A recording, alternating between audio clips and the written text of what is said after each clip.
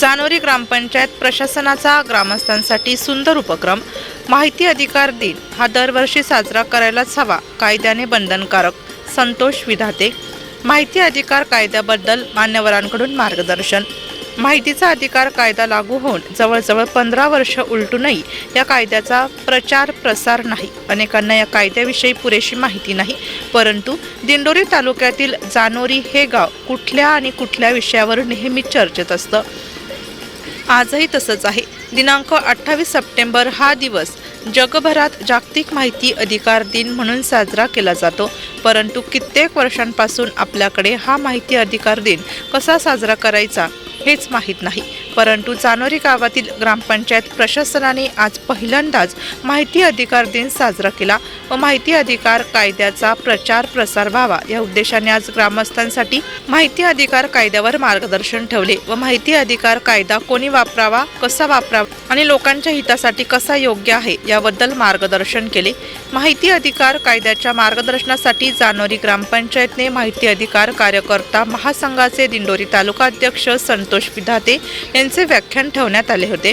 यावेळी सर्व सरकारी कर्मचारी, ग्रामपंचायत कर्मचारी, सदस्य, आरोग्य विभाग, शिक्षण विभाग, महावितरण विभागाचे कर्मचारी यांना निमंत्रित करण्यात आलं होतं. जानोरी गावातच नव्हे तर दिंडोरी तालुक्यात सुद्धा प्रथमच अशा प्रकारे माहिती अधिकार दिन साजरा करण्यात आला. यावेळी आलेल्या मान्यवरांचा पुष्पगुच्छ व कायद्याचे पुस्तक देऊन स्वागत करण्यात आले व माहिती अधिकार कार्यकर्ता महासंघाच्या वतीने ग्रामपंचायतीचे ग्रामसेवक, सरपंच, उपसरपंच यांचा पुष्पगुच्छ देऊन सत्कार करण्यात आला. या दरम्यान जानोरी ग्रामपंचायतचे सरपंच सुभाष नेहरे, उपसरपंच हर्षल काठे व ग्रामपंचायत सदस्य आणि माहिती अधिकार कार्यकर्ता महासंघाचे दिंडोरी तालुका अध्यक्ष संतोष विधाते, महिला विभागाच्या उपाध्यक्ष वैशाली झोमन, संघटक सोमनाथ वतार, सचिन कुलटे व जानोरी गावातील ग्रामस्थ उपस्थित होते. आणि मुंबईचे म्हणजे आदरणीय माझे गुरु, मी ज्या कायद्यात कसा पारंगत झालो तर केवळ फक्त अब्राहम ज्ञानमाता प्रशिक्षण संस्थेचे संस्थापक अध्यक्ष त्यांनी गोवा एक्सप्रेसच्या एका जी गोवा एक्सप्रेस त्याला RTI केला की आपल्या रेल्वेमध्ये जी काही बिर्याणी असते ग्राहकांना देतात त्याचा सॅम्पल मला मिळाला बिर्याणीचा. ते पण 2022 भरपूर दैनिकांमध्ये आलो. तर तो माहिती अधिकार कार्यकर्त्यांनी काय मागितलं म्हणजे बिर्याणी, मग त्या जन्माहिती अधिकाऱ्यांनी काय केलं वगैरे सर्व त्यांचं खाजगी असतं बरोबर नाही. मग त्यांनी असं उत्तर देऊन टाकलं म्हणून त्याच्यावर आपण आता मी अगोदर तुम्हाला काय सांगितलं तर खाजगी बाबी मागता येत नाही. तर तुम्ही काय म्हणाल खायला कसं येणार तर आपण का केलं असं वापरेल, कारण की सरकारी कर्मचारी हा कोण आहे, लोकसेवक, लोकांच्या सेवेसाठी. मग ती खाजगी बाब आहे कशी काय, बघ खाजगी बाब आहे पण त्याच्यात काय करायचंय हेच त्यांना माहिती नाही. कलम 10 मध्ये आहे ना सरळ सरळ सांगितलेलं या कायद्यामध्ये पृथक्करण कसा आवड शब्द आहे कळत नाही लोक. पृथक्करण म्हणजे लपवणे, पृथक्करण म्हणजे लपवणे. आता त्यांनी काय करायला पाहिजे होतं, ही त्या ग्रामसेवकाची सेवा पुस्तिका पहिलं पेज उघडलं त्याची पूर्ण माहिती, त्या ग्रामसेवकाची पूर्ण माहिती, खाजगी माहिती आहे त्याच्यावर त्याला भाऊ किती काय वगैरे वगैरे काय त्याची माहिती ती लपवायची आहे. पृथक्करण म्हणजे लपवायची म्हणजे ती दडवायची, ती माहिती द्यायची नाही. मग त्याच्या पुढची माहिती द्यायची, ही माहितीच नाही. त्याच्यावर अपील झालं. अपील अधिकाऱ्यांनी पण निर्णय देऊन टाकला काय खाजगी माहिती देऊ शकत नाही.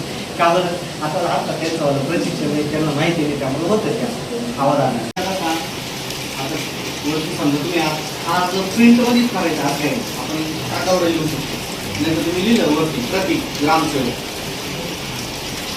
जानोरी ग्रामपंचायत खाली लिहिलं विषय माहिती कार्य करा तेवढी माहिती आम्हाला मिळाली, अशी माहिती मिळाली बरोबर. आता ती माहिती त्या जनमाहिती अधिकाऱ्यांनी किंवा त्या ग्रामसेवक देऊ शकत नाही. का?